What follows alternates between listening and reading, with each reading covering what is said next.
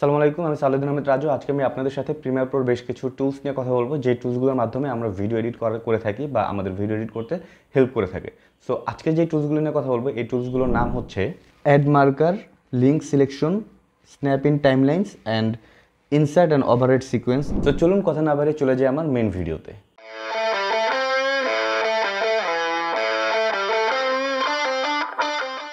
অ্যাডমার্ক হচ্ছে আমরা আমাদের টাইমলাইনের একটি ভিডিওর যে কোনো একটি নির্দিষ্ট সময়কে যদি আমরা পয়েন্ট করে রাখতে চাই, সেক্ষেত্রে আমরা এটার হেল্প নিতে পারি। ফর এক্সাম্পল, আমি যদি ভিডিওটা প্লে করি, ও ঠিক যেখানে ক্যামেরা লুক দিল এই জায়গাটাতে আমি একটি পয়েন্ট করে রাখতে চাচ্ছি। সো এখানে যদি আমি অ্যাড মার্ক অপশনটি সিলেক্ট করি, তাহলে এখানে আমি খেয়াল করব যে একটি পয়েন্ট চলে এসেছে।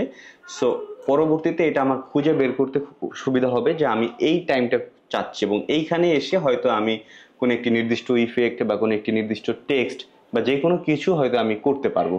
সো এটা পরবর্তীতে আমাকে ডিসিশন নিতে সময়কে বাঁচিয়ে দেবে। আমরা যদি একটু লক্ষ্য করি, এই ভিডিওর সাথে কিন্তু অডিওটা অটোমেটিক লিঙ্ক করা। আপনি ভিডিওটাকে ধরে টান দিলে অডিওটাও মুভ করতেছে, আবার অডিওটাকে ধরে টান দিলে ভিডিওটাও মুভ করছে। সো যদি আপনারা এরকম না চান, আপনারা যদি এই লিঙ্কটা না চান, সেক্ষেত্রে আপনারা এটাকে অফ করে দিবেন। দেখেন, অফ করে দিলেই কিন্তু এটার সাথে আর কোনো লিঙ্ক থাকলো না। আপনি ইন্ডিভিজুয়ালি ভিডিও বা অডিও দুইটাকে ইন্ডিভিজুয়ালি মুভ করতে পারছেন। তবে আমি সাধারণত এটাকে লিঙ্ক করে রাখি। আমার যেখানে দরকার নেই সেখানে আমি জাস্ট রাইট বাটন ক্লিক করে আনলিঙ্ক করে দেন অডিওটাকে প্রয়োজন হলে ডিলিট করে দেব। বাট নর্মালি আমি লিঙ্কই রাখি। স্ন্যাপ ইন টাইমলাইন, অনেক সময় আমাদের ভিডিওতে দেখা যায় যে আমরা অনেকগুলো ভিডিও নিয়েছি, বাট ভিডিওগুলো হয়তো আমরা প্লেস করব। সো সেই ক্ষেত্রে আমাদের ভিডিওটাকে টান দিয়ে সামনে আনতে হচ্ছে। সো দেখেন, আমরা যখন সামনে আনবো তখন কিন্তু আমাদের ভিডিওটা অটোমেটিক কিন্তু আরেকটা ভিডিওর সাথে জোড়া লেগে যাচ্ছে। দেখেন, জোড়া লেগে যাচ্ছে, বা এটাও যদি নিয়ে আসি জোড়া লেগে যাচ্ছে। সো এই যে জোড়া লাগার ব্যাপারটা, এটা আপনারা যদি একটু প্র্যাকটিক্যালি টেস্ট করেন তাহলে দেখবেন এটা চুম্বকের মতো টেনে নিয়ে যাচ্ছে যখনই আমি সামনে ধরছি।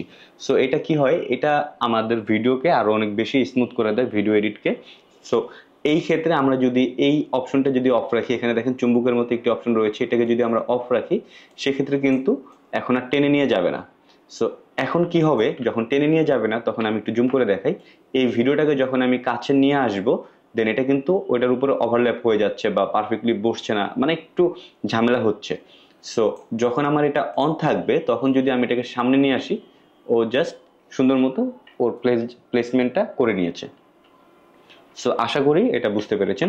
দেন চলে আসে insert and overwrite sequence as next or individual clip. So এইটা ধরেন আমরা কোনো একটি ভিডিও এডিট করার সময় কয়েকটা আলাদা আলাদা সিকোয়েন্স থাকে, যেগুলোকে আলাদা আলাদাভাবে হয়তো আমরা এডিট করেছি। সো আমি যদি একটু দেখি, এখানে আমি বেশ কিছু সিকোয়েন্স নিয়ে রেখেছি। আমি একটু এটাকে বড় করি। সো এটা যদি আমি একটু অন করি, সো দেখেন এইখানে এই সিকোয়েন্সে কিন্তু অনেক কিছু রয়েছে। হয়তোবা দেখা যেতে পারে যে এই সিকোয়েন্সটাকে আমি টান দিয়ে আমি আমার এই সিকোয়েন্সের এখানে বসাতে চাচ্ছি।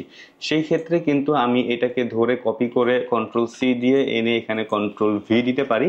বাট এটা অনেক কনফিউজিং, কারণ অনেক সময় দেখা যায় উপরে নিচে ছোটোখাটো অনেক কিছু থাকতে পারে, অনেক ফটো ভিডিও বা ইফেক্ট থাকতে পারে বা সাউন্ড ইফেক্ট থাকতে পারে, যেগুলো হয়তো কপি হয়ে আসছে না।